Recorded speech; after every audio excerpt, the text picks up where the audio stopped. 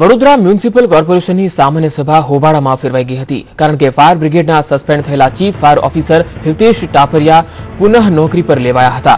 જો કે તેમને નોકરી પર પાછા લેતા વિવાદ થયો હતો। હિતેશ ટાપરિયા પર ભ્રષ્ટાચાર કરવાનો આરોપ લાગ્યો હતો અને તેમને નોકરી પર પરત લેતા કોર્પોરેશનમાં મળેલી સમગ્ર સભામાં વિપક્ષ અને શાસક પક્ષ એક થઈ જતા આખી સભા એકતરફી બની ગઈ હતી। આ મુદ્દે કોંગ્રેસના તમામ સભ્યો સભાગૃહની વચ્ચે વિરોધમાં નીચે બેસી ગયા હતા અને ટાપરિયાની પુનઃ નિયુક્તિ મુદ્દે હોબાળો મચાવતા છેવટે સામાન્ય સભાએ ટાપરિયાને પુનઃ સસ્પેન્ડ કરવાનો સર્વાનુમતે નિર્ણય કર્યો હતો। કોર્પોરેશનના ઇતિહાસમાં કોઈ સસ્પેન્ડ અધિકારીને નોકરી પર લેવાયા બાદ ગણતરીના કલાકોમાં જ સામાન્ય સભાએ સસ્પેન્ડ કરવાનો નિર્ણય થયો હોય એવો આ પ્રથમ બનાવ છે।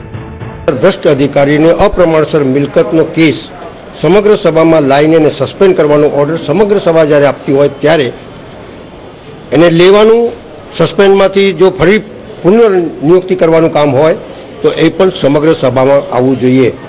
પણ એક ભ્રષ્ટ અધિકારીને બારોબાર કમિશનર ઓર્ડર આપી દે એ ચલાવી શકાય નહીં।